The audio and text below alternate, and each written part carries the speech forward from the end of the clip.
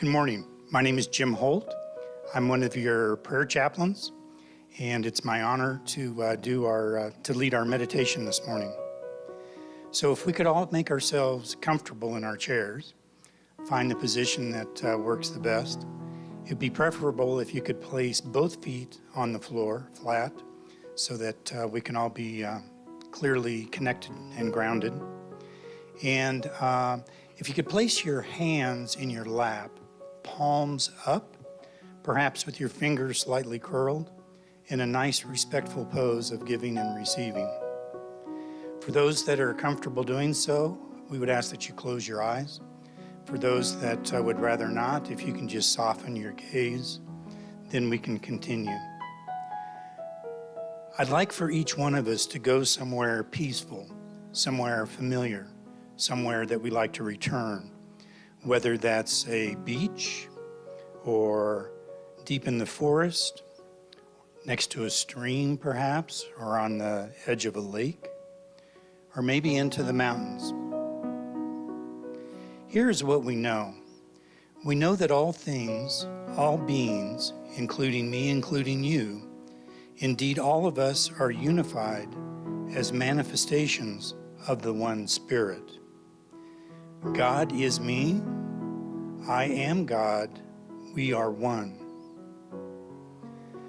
As much as you can, allow your minds to be free and quiet. Allow your minds to just flow about peacefully.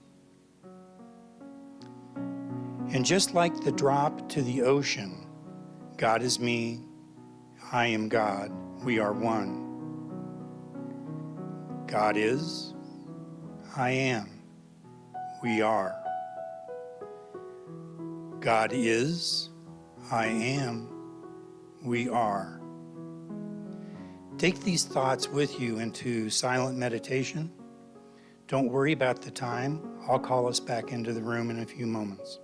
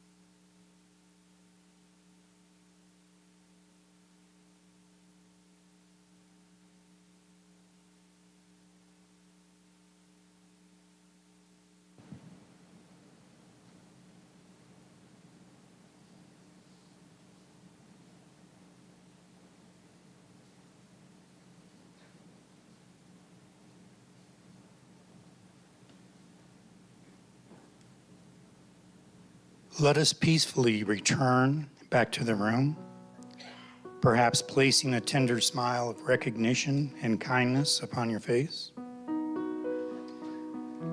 Let us affirm that with great thanks and gratitude, that we recognize we are all one being and one life.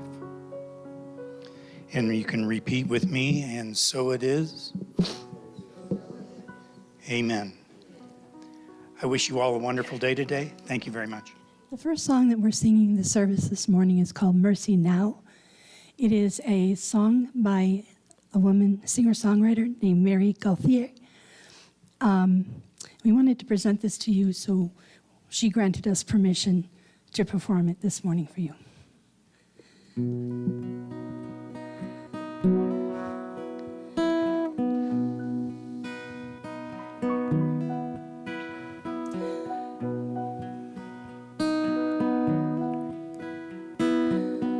My Father could use a little mercy now. The fruits of his labor fall and rot slowly on the ground. His work is almost over. It won't be long and he won't be around. I love my Father, and he could use some mercy now.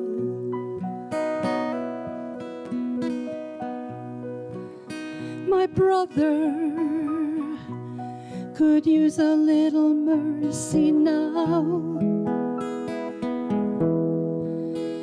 He's a stranger to freedom. It's almost more than living will allow.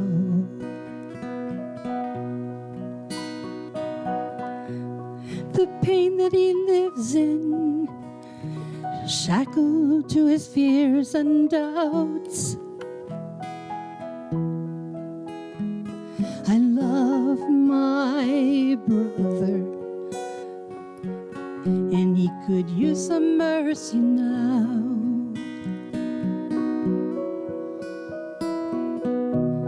My church and my country could use a little mercy now, as they sink into a poison pit that's gonna take forever to climb out. They carry the weight of the faithful who follow them down.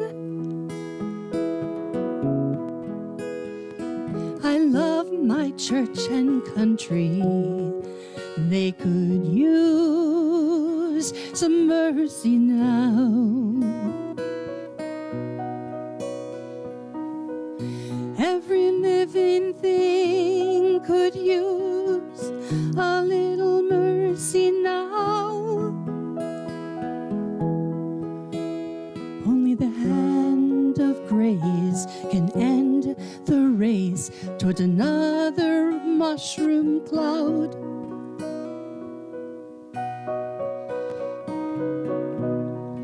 People in power, they'll do anything to keep the crown.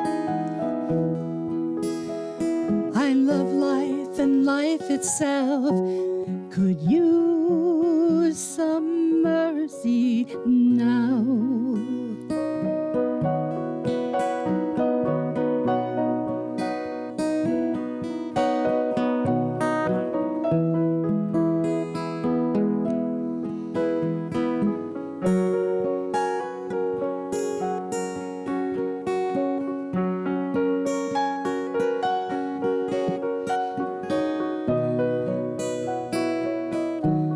Yeah, we all could use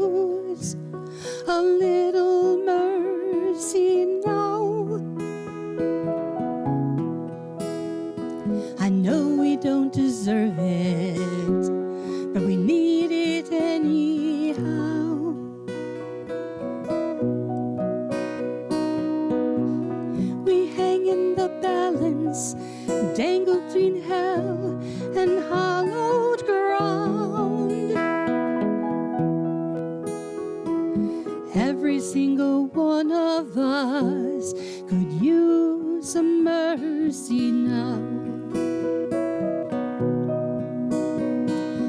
Every single one of us could use some mercy now. Every single one of us could use some mercy now.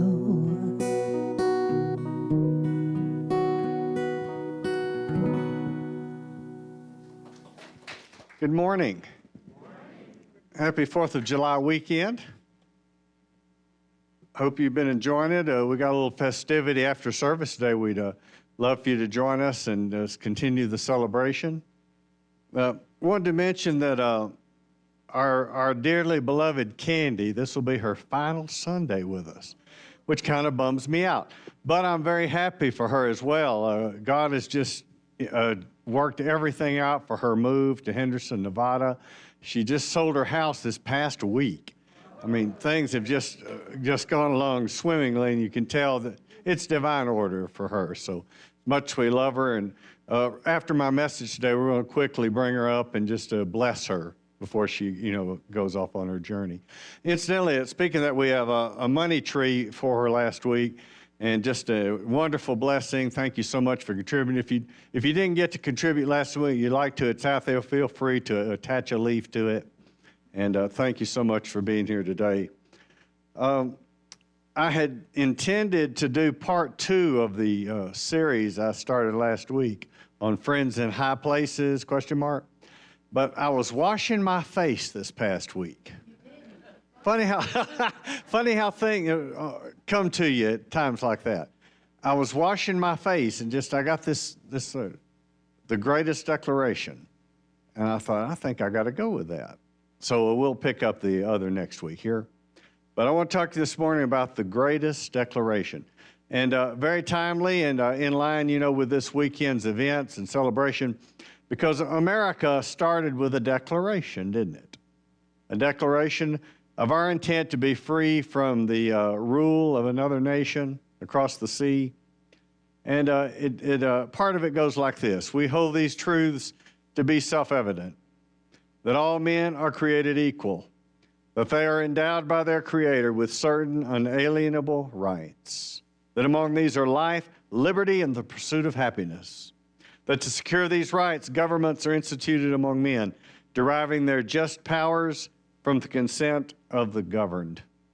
And I've been watching a series on Netflix called The American Experiment. Very cool, very commemorative, and it really helped me to appreciate even more the country that we have and the form of government that we govern and are ruled by.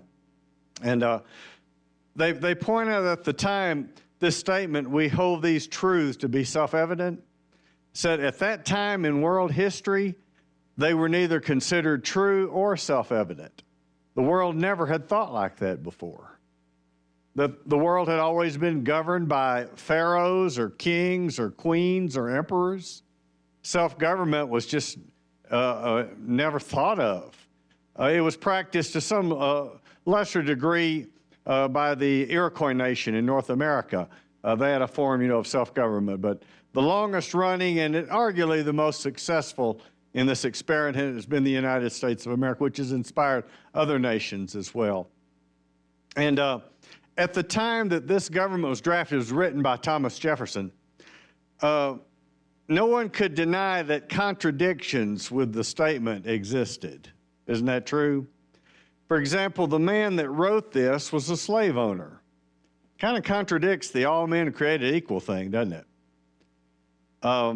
And when it said all men are created equal, it literally meant all men, period. And not just any man, but white male landowners were the only ones that could vote or serve in public office. So we see that there are ideals that were written here that weren't entirely realized, were they, at that point? But progressively, we've seen the experiment continue to work. Isn't that right?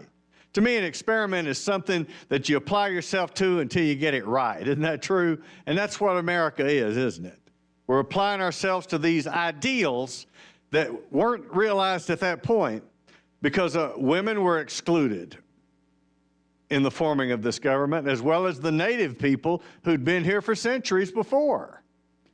And enslaved people were only counted to be 3/5 of a person. So those were not the expression of the ideals that are written here, were they? And what incredible, lofty ideals those are, aren't they? Where all humanity has an equal share of the prosperity, of the blessing, of the freedom, of the liberty that life has to give. And no one should be excluded because of where they were born or what circumstances they grew up or what their father's name was.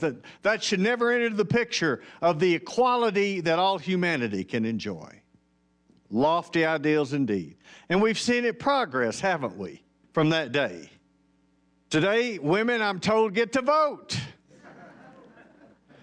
and serve in high public office as governors, as senators, as representatives. Ultimately, we will have a woman in the Oval Office, I believe.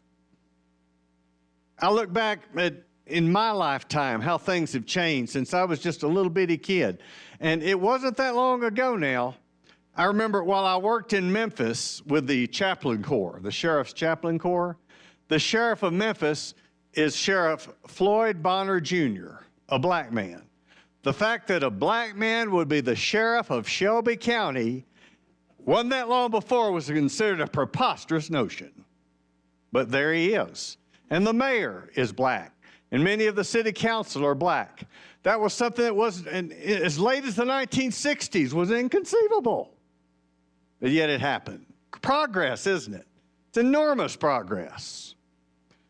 Today we have Native Americans, even though my son put it so well, he said, yeah, we took their land, broke their treaties, but we're letting them have casinos. I said, well, it's something, right?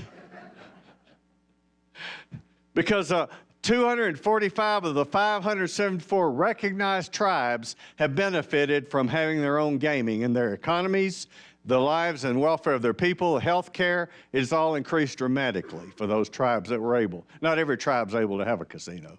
Some are too small, some are too far from major population centers. But still, progress, right? Progress is good. Realizing the ideals of that declaration. And we got a lot of work to do, without a doubt. Because, you know, nations are like people. They have good behaviors and bad. Isn't that right? Every one of us individually, we would all agree with that, wouldn't we? That each of us have exhibited good and not so good behaviors in our lives. Same way with nations. And the United States has done some extraordinary things to better this world, and it has done some really crappy ones too. Isn't that right? And there's no sense in painting us as this saintly entity that's always been good in the world. We've done good and we've done bad. And to recognize our mistakes is essential that we can improve. Isn't that true? I heard the most preposterous statement from some religious fanatic. They said, from the very beginning, our founders got together and began to work to dismantle slavery. And I just could not control my laughter. A lot of the founders were slave owners. Why would they want to dismantle it? Free labor. So it's silly to paint that picture that we were all saints from the very beginning. No, we had work to do, and we still do. But we're progressing, aren't we? We're learning. We're getting better, aren't we? Sure. Now, in unity, we have an ideal, don't we? Centered around what we call our way shower, Jesus of Nazareth. To me, Jesus is the crystallization of the very best of humanity. How about you? And I admire others, don't get me wrong. You know, I admire the Buddha. I admire Krishna. I admire figures, Dr. Martin Luther King Jr. and Mahatma Gandhi, incredible people that did extraordinary things. But in Jesus, to me, he's kind of the ultimate ideal for me. How about you? And in unity, we generally regard him as our way shower. And the ideal that he expressed in his life with what he did, with what he said, with his love and service to people, with his ultimate sacrifice of his own life in his love and service is inspiring. And we all seek to, and we desire to bring forth that ideal in our lives, don't we? of loving and serving people. You remember that song by B.J. Thomas, using things and loving people brings great happiness, I've found? Using things and loving people, not the other way around. Because loving things and using people only leads to misery. To live a life of love and service, that's the ideal, isn't it? And that's what Jesus of Nazareth gave us. And to me, as much as I appreciate the Declaration of Independence, to me, Jesus made the greatest declaration of all. In Luke chapter 4, look at this with me. He went to Nazareth, where he had been brought up. And on the Sabbath day, he went into the synagogue, as was his custom. He stood up to read, and the scroll of the prophet Isaiah was handed to him. Unrolling it, he found the place where it is written. Here to me is the greatest declaration. The Spirit of the Lord is on me, because he has anointed me to proclaim good news to the poor. He has sent me to proclaim freedom for the prisoners and recovery of sight for the blind, to set the oppressed free, and to proclaim the year of the Lord's favor. And then he rolled up the scroll, gave it back to the attendant, and sat down. And the eyes of everyone in the synagogue were fastened on him. He began by saying to them, "Today this scripture is fulfilled in your hearing." And they all looked at each other, like sometimes we do in church, and think, who does he think he is? We watched him grow up here. He was a carpenter's kid. What is he talking about? They weren't thrilled. To me, it was thrilling words, but they weren't thrilled at all. Listen to this. And all the people in the synagogue were furious when they heard this. They got up, drove him out of town, took him to the brow of the hill on which the town was built in order to throw him off the cliff. That's tough when the people you go to church with do that. I'd hate for y'all to throw me off the cliff after service or any other time. But said he walked right through the crowd and went on his way. What were they so furious about? In their mind, he was elevating himself to the role of the Messiah that they were looking for, this kid from Nazareth, and they misunderstood the nature of this declaration. Because Jesus wasn't just applying this to himself. This is a declaration for all humanity, that we all can partake of the same operation of spirit. We want to look at that this morning. They misunderstood, and there are many people today that misunderstand. They think it applies only to Jesus. Jesus meant for it to apply to everyone that had the vision that he had, to take hold of the work of Spirit and allow it to flow through their lives. This is a legacy we all can share in, isn't it? Because he said in John 14, "Verily, truly, I say unto you, whoever believes in me will do the works that I've been doing, and they will do even greater works than these, because I'm going to the Father." We all can share in this, in the ministry that he had. Ministry simply means service. Isn't that right? You have to stand here and deliver a message to be in ministry. For ministry is serving and loving people. And we see here, he said, you didn't get it. I meant that you too can have the Spirit of the Lord upon you. You too can help set the oppressed free.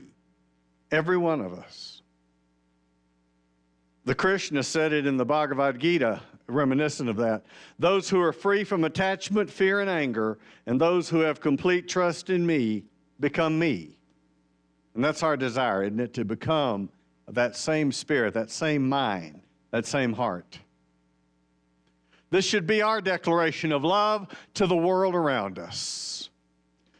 The Spirit of the Lord is on me because he has anointed me. The great Spirit, the Holy Spirit, the Spirit of Jesus, compels us to do certain things, to live a certain way, doesn't it? Because of the Spirit, the great Spirit upon us, we are compelled to live different. We are compelled to speak different. We are compelled to conduct our lives in a way that may seem strange to some. Because of our love and our desire, connected to the divine and to the people around us. We all are connected to that same divine Spirit. A lot of people don't know that, and they certainly live like they don't know it. But we all are, aren't we? The first thing we're called to do, proclaim good news to the poor. How many know the poor need good news?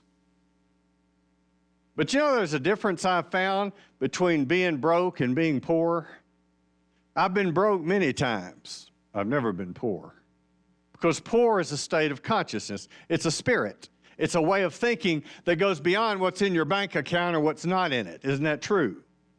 There are people flat busted that are never poor because they have a heart, a spirit of prosperity on that says, well, things are looking a little low in the account right now, but it's going to be all right. I remember once I visited a home of a family that visited my congregation, and I came by their house just to thank them for their visit and say hello. And I was sitting with them, and it was a man, his wife, and their little boy was sitting there. And she said, we appreciate you coming to visit us, Reverend Mickey, because, you know, we're poor people. And it struck me when she said that her little boy was sitting there listening. And I wondered, how did that affect him? Because it's not a condition of their finances she was talking about. It's talking about who they are, their state of being. We're poor. And that's what poverty is, isn't it? That's what poverty is. It's a state of consciousness. It's a spirit. And there are rich people that are desperately scared of poverty. And there are people that may not have much, and they've got a spirit of success and prosperity that's going to propel them to greater heights and deeper depths. I grew up with a man who was loaded with dough and desperately afraid of being poor. His name was Bill O'Neill. I think it was my mother's third or fourth husband. I lose count. But in any event, he was a miserable miser that refused to spend any money, and he made considerable money. He had bought a dump truck and then bought another dump truck. He was doing well, but he was desperately scared to spend any of it. I like to say he treated his money like an internal organ, because he did. He was obsessed with it and wouldn't let any of it go, even for routine expenses like repairs. He would buy animals that would die because he wouldn't get them treated at a vet because it costs money. And as a kid, I felt so sorry for these dogs. They were dying of parvo because he wouldn't get their shots. That would cost money. And I'd try and make them drink water. They couldn't drink. They couldn't eat. And I thought, what a terrible thing to buy animals that you don't care for because it's going to cost you something. And this is the way he lived his life, desperately terrified of poverty. Even though he had all kinds of money, he would bury it in the yard. I never knew where. If only I had. But he was consumed with a poverty spirit. And when he died, he had all this money piled up that did no good for anybody. Because poor is a state of consciousness, isn't it? But people with the spirit of prosperity, they can go broke and come back stronger than ever. I knew one of them. He was the first millionaire that I had the privilege of pastoring in my church in Kentucky. His name was Kent. And you wouldn't think this guy had anything going for him. Country as a turnip green. You think I got a southern drawl. I'm nothing compared to him. His drawl kept going after he quit speaking. It was so extreme. Country. He grew up rough, had a rough father, and he worked as a coal miner. And he decided he was going to do more with his life. And he started collecting tires, or as he put it, tars. He started collecting tars. And he started collecting them from Walmart and different places. Before you know it, he had these piles of tires. And he said, Pastor, I got to a point I thought I was going to lose everything. He said, I was sitting on them tars and thinking, and they were like my only friends to talk to, thinking, what can I do with you? And then an idea hit him. An idea about recycling them and shredding them and making new products out of them. And he had somebody design a shredder that would shred the rubber and extract the wire. And when he told me about it, he said, would you mind, Kent, if we all pray over your machine that it'll be blessed and do good? He said, go for it, Pastor. So we all gathered and prayed over his machine. Before you know it, he was coming up with these ideas, particularly around shredding them very fine, where you could use them to make playgrounds for kids, or you could use them to make horse racing tracks for the Kentucky Derby. And before you know it, he's making money hand over fist. And he said he can make mulch out of it instead of wood, using this rubber mulch, and you can make different colors for people. And he had all these ideas, and he was just growing, in his business. And I was so excited and so thrilled to watch it. I'm not taking credit for it. I was thrilled to be alongside him when it happened. And I told him one day, we were sitting talking, I said, Kent, I am so thrilled to watch you become a millionaire at such a young age. And he's so cool. That old drawl, that country boy, he said, Pastor, said, if millionaire's best I can do, I might as well hang it up. I mean, he thought bigger than that. Said, I want to be a multimillionaire. And he was a generous man. He gave to our church. He gave to our community. Last I heard, he built a park where I came from. And, just an extraordinary man that never allowed a spirit of poverty in his life, even when things looked really bad. That's the difference, isn't it? It's not what you got in the bank, it's what you got in here. Isn't that true? So we've been sent to proclaim good news to the poor. What's the good news? The spirit of poverty can be broken. Next, he said he sent me to proclaim freedom for the prisoners. To essentially say, you're already free. You're already free. Apply that knowledge to your life. Reminiscent of the last holiday in June, Juneteenth, which commemorates the day that the enslaved people of Texas were informed they had been free for 2.5 years, and the slave owners wouldn't let them know. And it took Union troops marching in under the command of General Gordon Granger, who issued General Order Number 3. The people of Texas are informed that in accordance with a proclamation from the Executive of the United States, all slaves are free. Said, you're free now. You can go forth, live, build, become greater. And how many know that's our message that we bring to people? You're free already. You need not be bound in your mind or enslaved in your mind anymore, enslaved in your emotions. You can be free. We're called to proclaim that same message, aren't we? We're free to live a life in spirit. Jesus said, flesh gives birth to flesh, but spirit gives birth to spirit. You should not be surprised at my saying, you must be born from above. The wind blows where it pleases. You hear its sound, but you cannot tell from where it comes from or where it's going. So is everyone born of the Spirit.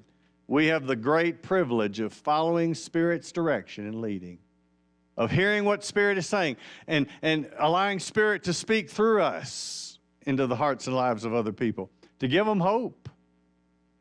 Talked to a lady just recently. She said, I feel like death would be a welcome visitor to me right now. I'm so miserable. And I think I moved here and nothing's gone right, and I just feel like I made a terrible mistake.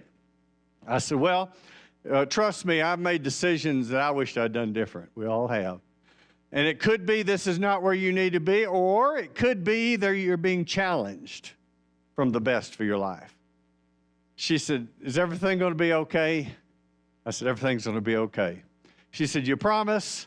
I said, I promise. We got to give people hope. Isn't that true? We got to be there for them. We got to extend that spirit of Jesus. He said, I'm here to bring recovery of sight for the blind. The healing of physical blindness is quite rare, but how many know there's all kinds of blindness, aren't there? Not just physical. There's a blindness in many people, for they see themselves as weak, incapable, and unlovable, and poor. They see themselves wrongly. There's a blindness there that we need to help them with. Or there are those that are blinded, they see others as inferior or a threat because of their race or their religion or their language or their culture. How many know that's a blindness we need to help dispel? I told you a while back about a lady I was contending with. She said, the threat to America is Islam. We must eradicate Islam from the United States. Interesting concept with a place that embraces all religious beliefs. And I said, well, do you think you're short-sighted in citing that group, that they're a threat to you and they have nothing good to contribute? I said, do you remember the Tree of Life synagogue shooting in Pittsburgh in 2018? Where 11 people were killed by a crazed, hateful gunman, and the people that came to their rescue were their Muslim neighbors. raising money for them and comforting them. What do you do with that? And you couldn't talk her out of it. I finally gave up. But I tried. I mean, we got to try, right? To help people escape that blindness. Or of seeing ourselves as inferior. Some of us do. That's a blindness. We see ourselves as inferior and not as good as everybody else. And some of us have the opposite. We see ourselves as superior and better than everybody else. You need help too. Isn't that right? Because the ideal of equality, of being one people connected to one spirit and one life, that's the ideal. And finally, to set the oppressed free. The Greek word for set is apostello, which means to go to a different place. To order someone to go to a place appointed or send them away, to dismiss them from the place where they are, to allow one to depart that they may be in a state of liberty.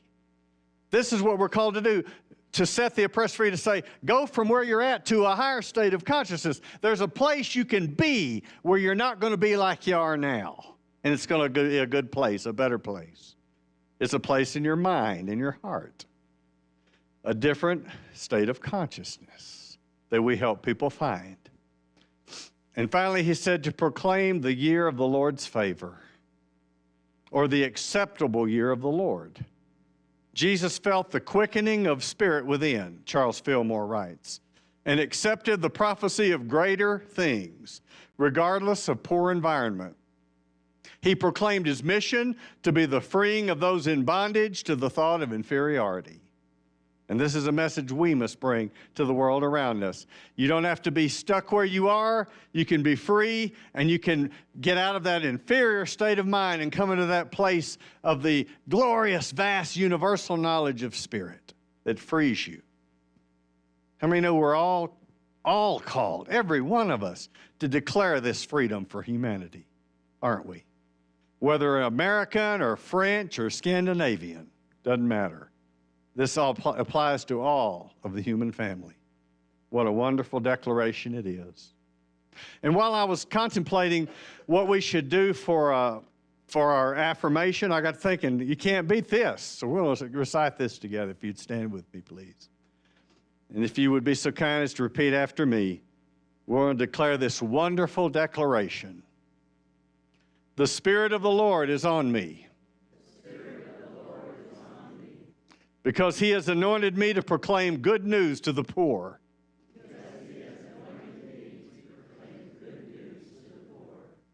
He has sent me to proclaim freedom for the prisoners and recovery of sight for the blind.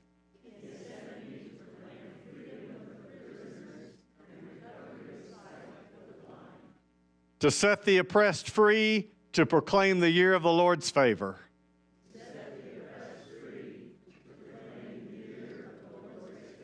And so it is.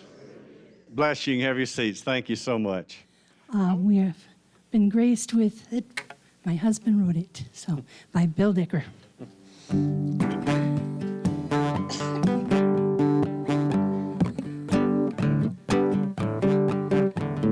God's hands are big enough to carry us. God's hands are big enough to carry us. God's hands are big enough to carry us. God's hands carry us. God's hands are big enough to carry us. God's hands are big enough to carry us. God's hands are big enough to carry us. God's hands carry us. We are God's hands. We are God's heart. We are God's ears. We are God's eyes. We are God's feet. We are God's mind. We are God's healers. We are one. When we're divided, God's hands carry us. when we are together. God's hands carry us. When we are anxious, God's hands carry us. When we are at peace, God's hands carry us. We are God's hands. We are God's heart. We are God's ears. We are God's eyes. We are God's feet. We are God's mind. We are God's healers. We are one. When we are hungry, God's hands carry us. When we have plenty, God's hands carry us. When we are denied our health, God's hands carry us. When we have our health, God's hands carry us. We are God's hands. We are God's heart. We are God's ears. We are God's eyes. We are God's feet. We are God's mind.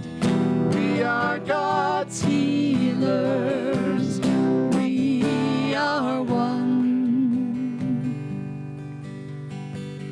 When the children do not thrive, God's hands carry us. When the children are loved, God's hands carry us. When there is no shelter, God's hands carry us. When we include all people, God's hands carry us. We are God's hands. We are God's heart. We are God's ears. We are God's eyes. We are God's feet. We are God's mind. We are God's healers. We are one. In a world that seems so mean, in a world that's so cold, in a world that loves tyranny, let them find peace. In a world that knows only anger, in a world that knows only greed, let us somehow change our hearts and allow us to be free. We are God's hands. We are God's heart. We are God's ears. We are God's eyes. We are God's feet. We are God's mind. We are God's healers. We are one. God's hands are big enough to carry us. God's hands are big enough to carry us. God's hands are big enough to carry us. God's hands carry us. God's hands are big enough to carry us. God's hands are big enough to carry us. God's hands are big enough to carry us. God's hands carry us.